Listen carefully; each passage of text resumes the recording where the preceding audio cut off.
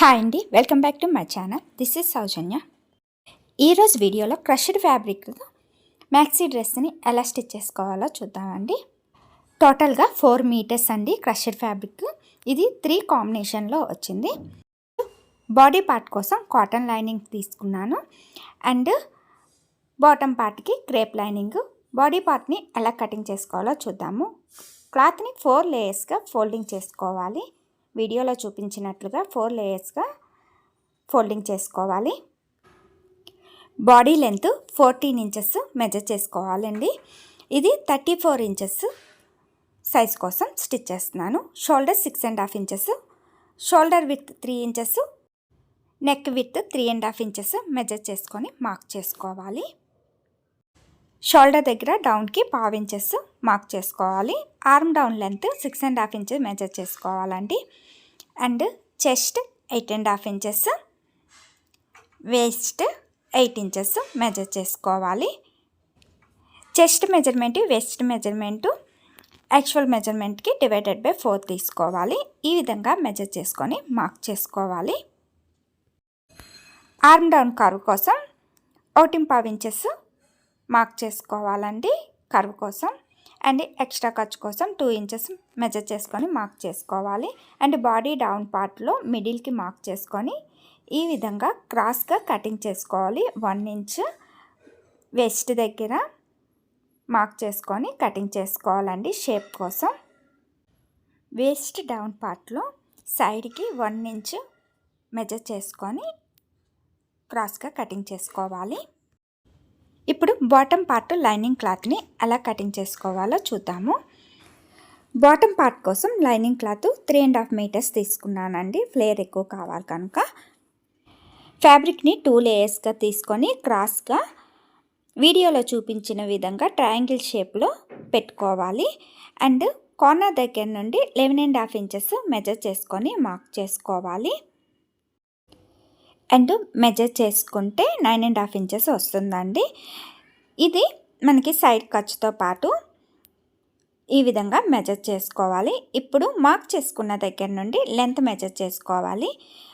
Length 38 inches అండి. ఇది body దగ్గర నుండి ఫ్లోర్ లెంత్ ఎంతైతే ఉందో అంత మెజర్ చేసుకోవాలి. ఈ విధంగా 38 ఇంచెస్ మెజర్ చేసుకొని మార్క్ చేసుకోవాలి. మార్క్ చేసుకున్నప్పుడు ఒకే దగ్గర నుండి కాకుండా ఈ విధంగా టేప్ పెట్టుకొని కటింగ్ చేసుకోవాలి. ఇలా మెజర్ చేసుకోవాలండి. మార్క్ చేసుకున్న దగ్గర నుండి 38 ఇంచెస్ మెజర్ చేసుకొని కటింగ్ చేసుకోవాలి. అండ్ వేస్ట్ దగ్గర కూడా పైన మార్క్ చేసుకున్నాం కదా, అక్కడ కూడా మార్క్ చేసుకున్న దగ్గర కటింగ్ చేసుకోవాలి. అండ్ డౌన్ పార్ట్లో ఆన్ సైడ్ క్లాత్ సరిపోలేదండి, సో దాన్ని ఈ విధంగా జాయిన్ చేసుకోవాలి. ఎక్స్ట్రా ఫ్యాబ్రిక్ని 2 లేయర్స్గా తీసుకోవాలి. బ్యాక్ 2 లేయర్స్కి సరిపోతుంది అండ్ ఫ్రంట్ 2 లేయర్స్కి ఈ విధంగా సరిపోదు. సో అందుకని ఎక్స్ట్రా ఈ విధంగా కటింగ్ చేసుకొని తర్వాత జాయిన్ చేసుకోవాలి. ఇది ఫ్రంట్ అండ్ బ్యాక్ పార్ట్కి వస్తుంది. అండ్ వేస్ట్ దగ్గర కూడా కటింగ్ చేసుకోవాలి మార్క్ చేసుకున్న దగ్గర. అండ్ 1 సైడ్ ఒక 2 ఇంచెస్ వరకు కటింగ్ చేసుకోవాలి. 1 సైడ్ ఫుల్ ఓపెన్ ఉంటుంది, అనదర్ సైడ్ 2 ఇంచెస్ గ్యాప్ కోసం కటింగ్ చేసుకోవాలి.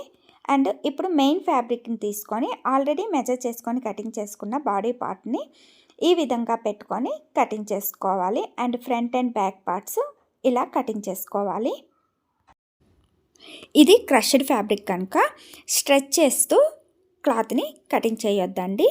మనకి క్రష్డ్లోనే లైనింగ్ ఫ్యాబ్రిక్ని పెట్టుకొని కటింగ్ చేసుకోవాలి. అలా అయితేనే మనకి ప్లీట్స్ లాగా కనిపిస్తుంది. స్ట్రెచ్ చేస్తే నార్మల్గానే ఉంటుంది.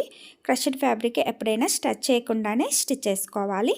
ఈ విధంగా మెజర్ చేసుకున్న వాటిని పెట్టుకొని కటింగ్ చేసుకోవాలి. ఇప్పుడు డౌన్ పార్ట్లో ఉన్న అనదర్ కలర్ ఉన్న పార్ట్ని కటింగ్ చేసుకోవాలి. దీన్ని మనం స్లీవ్స్కి యూజ్ చేసుకుందాము. ఇప్పుడు రిమైనింగ్ ఫ్యాబ్రిక్ని ఈ విధంగా పెట్టుకొని మనకి లెంత్ ఎంతైతే కావాలో అంత మెజర్ చేసుకొని కటింగ్ చేసుకోవాలి.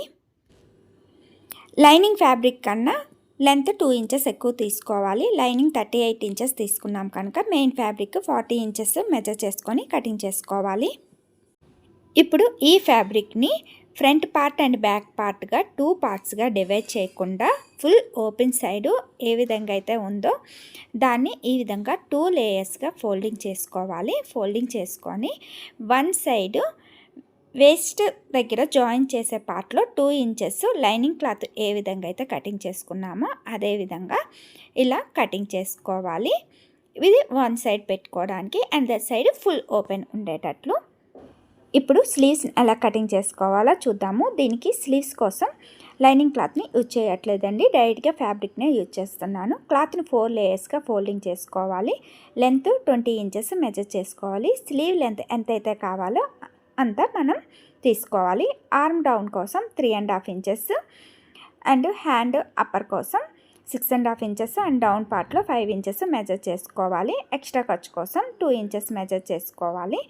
ఈ విధంగా మెజర్ చేసుకున్న తర్వాత కటింగ్ చేసుకోవాలి. వీడియోలో చూపిస్తున్నట్లుగా కటింగ్ చేసుకోవాలి. ఇక్కడ స్లీవ్స్ కూడా లైనింగ్ ఫ్యాబ్రిక్ తీసుకోవాలంటే మెయిన్ ఫ్యాబ్రిక్ని ఎంతైతే తీసుకున్నామో సేమ్ లైనింగ్ ఫ్యాబ్రిక్ని కూడా అదేవిధంగా మెజర్ చేసుకొని కటింగ్ చేసుకోవాలి, సేమ్ లెంత్ అండ్ విడ్త్ మెజర్మెంట్తో. ఇప్పుడు నెక్ ప్యాటర్న్ కోసం ఫీజింగ్ పేపర్ని తీసుకొని 2 లేయర్స్గా ఫోల్డింగ్ చేసుకోవాలి. నెక్ విత్ 3.5 ఇంచెస్ మెజర్ చేసుకోవాలి. Length 3 inches back neck length కోసం ఈ విధంగా మెజర్ చేసుకొని కటింగ్ చేసుకోవాలి.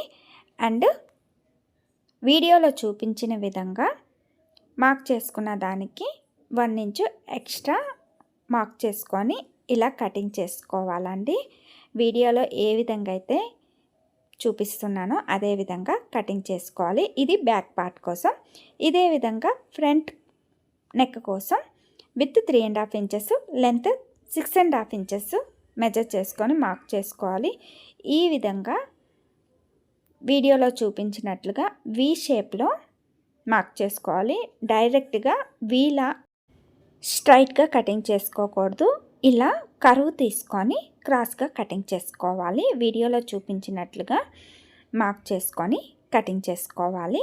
ఇది ఫ్రంట్ నెక్ ప్యాటర్న్ కోసం అండి. బ్యాక్ నెక్ ప్యాటర్న్ కోసం హై ప్యాటర్న్లో కటింగ్ చేసుకున్నాము అండ్ ఫ్రంట్ పార్ట్కి కొంచెం డౌన్కి కటింగ్ చేసుకున్నాము. ఈ ఫీజింగ్ పేపర్ని లైనింగ్ ఫ్యాబ్రిక్ పైన ఈ విధంగా పెట్టుకొని కటింగ్ చేసుకోవాలి. దీన్ని ఐరన్ చేసుకోవాలండి. షైనింగ్ ఉన్న వైపు క్లాత్ పైన పెట్టుకొని ఇలా ఐరన్ చేసుకోవాలి. అదేవిధంగా బ్యాక్ నెక్ ప్యాటర్న్ కూడా లైనింగ్ ఫ్యాబ్రిక్ పైన పెట్టుకొని కటింగ్ చేసుకోవాలి. ఇలా మెజర్ చేసుకొని కటింగ్ చేసుకున్న తర్వాత ఐరన్ చేసుకోవాలి. ఇప్పుడు స్టిచ్చింగ్ ఎలా చేసుకోవాలో చూద్దాము. మెయిన్ ఫ్యాబ్రిక్ని రివర్స్లో పెట్టుకొని ఈ విధంగా లైనింగ్ ఫ్యాబ్రిక్ని పెట్టుకోవాలి. మెయిన్ ఫ్యాబ్రిక్ స్ట్రెచ్ చేయకుండా పెట్టుకోవాలండి. క్రష్డ్ కనుక తొందరగా స్ట్రెచ్ అయిపోద్ది. సో కేర్ఫుల్గా ఈ విధంగా పెట్టుకొని స్టిచ్ చేసుకోవాలి. ఇప్పుడు మిడిల్ పార్ట్లో ఒక స్టిచ్ వీడియోలో చూపించినట్లుగా పెట్టుకొని స్టిచ్ చేసుకోవాలి. ఇదే విధంగా అనదర్ బాడీ పార్ట్ని కూడా స్టిచ్ చేసుకోవాలి. మెయిన్ ఫ్యాబ్రిక్ పైన లైనింగ్ ఫ్యాబ్రిక్ని ఈ విధంగా పెట్టుకొని స్టిచ్ చేసుకోవాలి. ఇప్పుడు ఆల్రెడీ కటింగ్ చేసుకున్నాం కదా ఫీజింగ్ పేపర్ని, దాన్ని వీడియోలో చూపించినట్లుగా పెట్టుకొని స్టిచ్ చేసుకోవాలి. నెక్ దగ్గర ఇలా పెట్టుకోవాలండి. అండ్ ఫీజింగ్ పేపర్ చుట్టూ క్లాత్ని వీడియోలో చూపించినట్లుగా ఫోల్డింగ్ చేసుకుంటూ స్టిచ్ చేసుకోవాలి. అండ్ బ్యాక్ పార్ట్ని కూడా ఇదే విధంగా ఫోల్డింగ్ చేసుకుంటూ స్టిచ్ చేసుకోవాలి.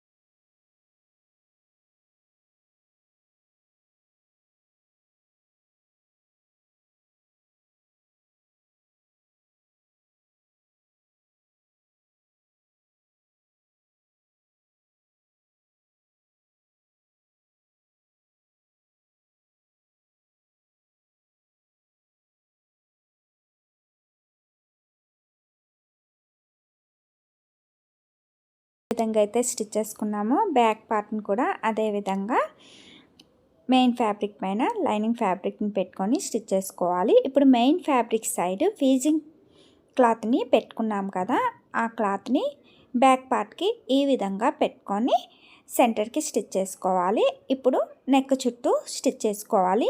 ఇలా స్టిచ్ చేయడం వల్ల నెక్ దగ్గర ప్యాటర్న్ అనేది మూవ్ అవ్వకుండా ఉంటుందండి మిడిల్లో స్టిచ్ చేయడం వల్ల. సో ఈ విధంగా స్టిచ్ చేసుకొని మిడిల్లో ఉన్న ఎక్స్ట్రా ఉన్న ఫ్యాబ్రిక్ని కటింగ్ చేసుకొని స్లిట్స్ పెట్టుకోవాలి.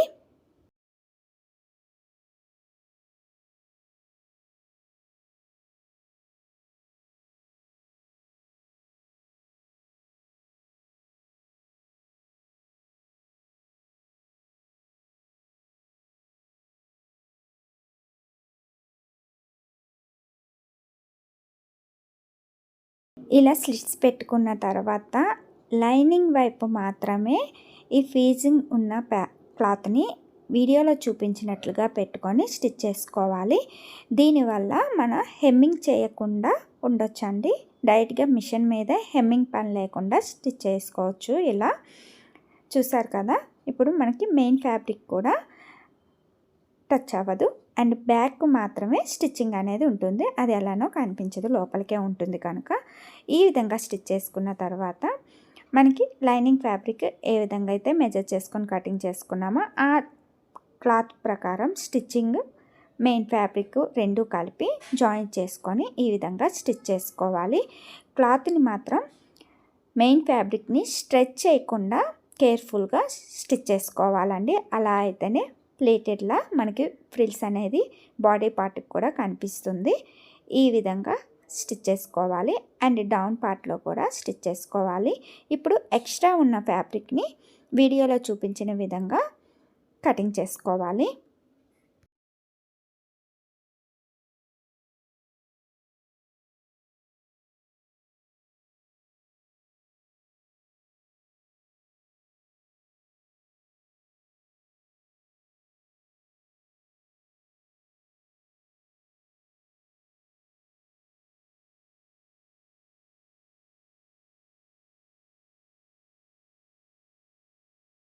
ఇప్పుడు ఫ్రంట్ పార్ట్ కోసం మనం ఫేసింగ్ ఏ విధంగా అయితే మార్క్ చేసుకున్నామో అలా మనం సేమ్ అదే ప్యాటర్న్లో నెక్ పార్ట్ని కటింగ్ చేసుకోవాలి. ఫ్రంట్ పార్ట్కు మాత్రం ఇలా కటింగ్ చేసుకున్న తర్వాత సెంటర్ నుండి 2.5 ఇంచెస్ మార్క్ చేసుకోవాలి. బోత్ సైడ్ ఈ విధంగా మార్క్ చేసుకొని స్లిట్ పెట్టుకోవాలి.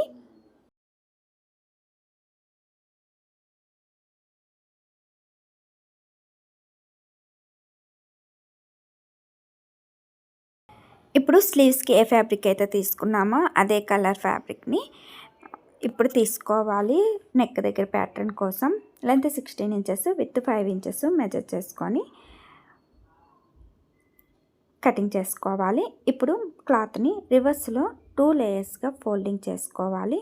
ఇలా ఫోల్డ్ చేసుకొని స్లిట్ ఉన్న పార్ట్ వరకు విచ్చిపెట్టి రిమైనింగ్ పార్ట్ని వీడియోలో చూపించినట్లుగా స్టిచ్ చేసుకోవాలి. అండ్ డౌన్ పార్ట్లో క్రాస్గా స్టిచ్ చేసుకొని ఎక్స్ట్రా ఉన్న ఫ్యాబ్రిక్ని కటింగ్ చేసుకొని రివర్స్ చేసుకోవాలి. ఈ విధంగా బోత్ సైడ్ కోసం 2 తీసుకోవాలి.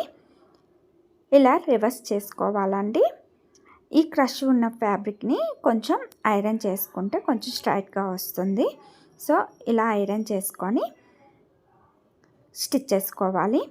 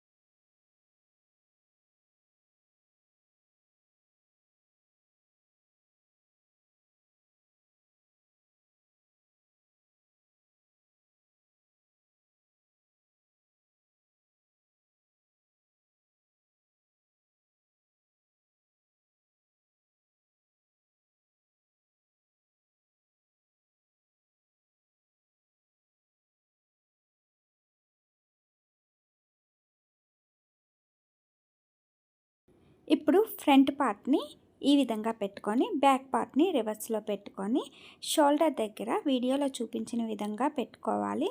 నెక్ ఫీజింగ్ పేపర్ని ఈ విధంగా పైకి పెట్టుకొని ఫోల్డ్ చేసుకొని షోల్డర్ దగ్గర స్టిచ్ చేసుకోవాలి. ఎనదర్ సైడ్ కూడా ఇదే విధంగా షోల్డర్ దగ్గర స్టిచ్ చేసుకోవాలి. ఇలా స్టిచ్ చేసుకున్న తర్వాత పోగులు రాకుండా ఉండడం కోసం ఓవర్లాక్ చేసుకోవాలి.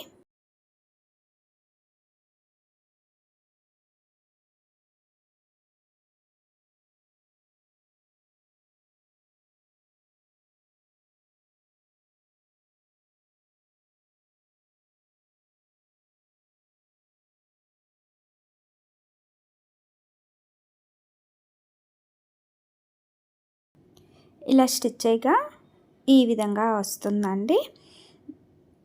చూసారు కదా, బోత్ సైడు ఈ విధంగా ఉంటుంది. అండ్ ఇప్పుడు స్లీవ్స్ని ఎలా స్టిచ్ చేసుకోవాలో చూద్దాము. స్లీవ్స్ని సెంటర్కి వీడియోలో చూపించినట్లుగా 2 లేయర్స్గా ఫోల్డింగ్ చేసుకోవాలి. ఒక్కొక్క స్లీవ్ని సెంటర్కి స్లిట్ పెట్టుకొని అండ్ షోల్డరు మిడిల్కి బాడీ పార్ట్ని తీసుకొని మార్క్ చేసుకోవాలి. ఈ విధంగా ఫ్యాబ్రిక్ని స్ట్రెచ్ చేయకుండా స్టిచ్ చేసుకోవాలి. ఈ మిడిల్ పార్ట్ అనేది షోల్డర్కి వచ్చేటట్లు స్ట్రెచ్ చేయకుండా కొంచెం కేర్ఫుల్గా స్టిచ్ చేసుకోవాలి. ఇది క్రష్డ్ ఫ్యాబ్రిక్ కదా, స్ట్రెచ్ చేయకూడదు. సో ఈ విధంగా స్టిచ్ చేసుకోవాలి. స్లీవ్స్ రెండింటిని ఈ విధంగా స్టిచ్ చేసుకోవాలి అండ్ 2 టైమ్స్ స్టిచ్ చేసుకోవాలండి.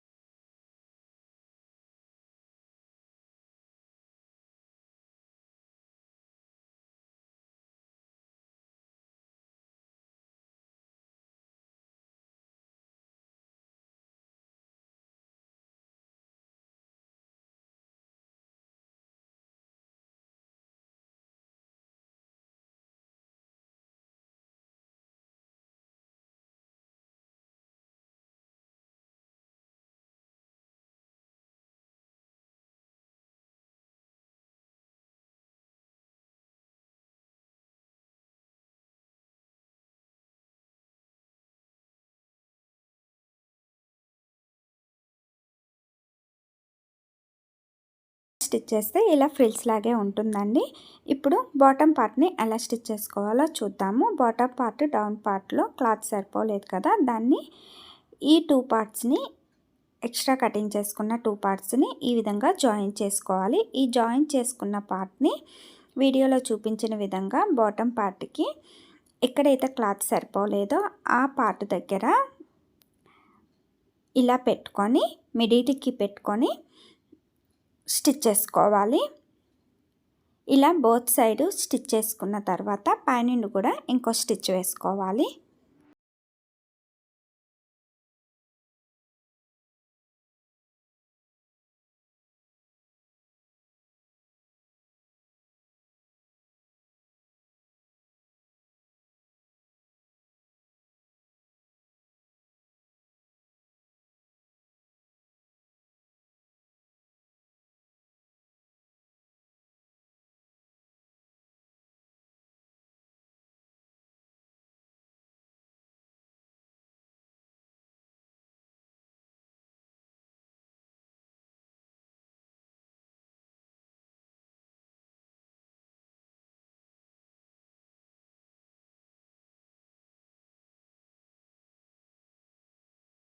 స్టిచ్ చేసుకున్న తర్వాత డౌన్ పార్ట్లో ఎక్స్ట్రా ఉన్న ఫ్యాబ్రిక్ని కటింగ్ చేసుకోవాలండి.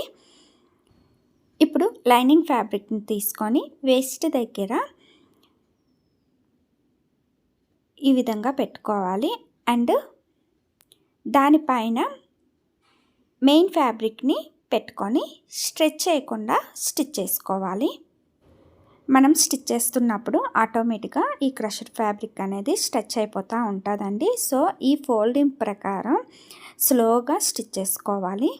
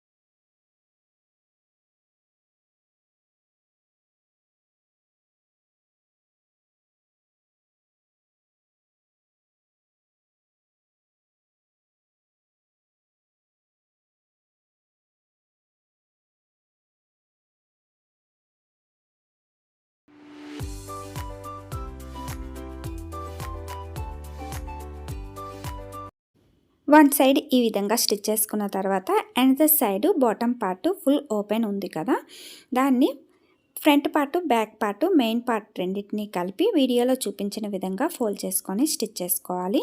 అదేవిధంగా లైనింగ్ ఫ్యాబ్రిక్ కూడా రెండింటిని కలిపి ఫ్రంట్ అండ్ బ్యాక్ పార్ట్ని రెండు కలిపి స్టిచ్ చేసుకోవాలి. ఇలా స్టిచ్ చేసుకున్న తర్వాత sleeves and body part side ఎడ్జెస్లో మార్క్ చేసుకున్న దగ్గర స్టిచ్ చేసుకోవాలి. అండ్ 2 or 3 స్టిచెస్ ఎక్స్ట్రా వేసుకొని స్టిచ్ చేసుకోవాలి.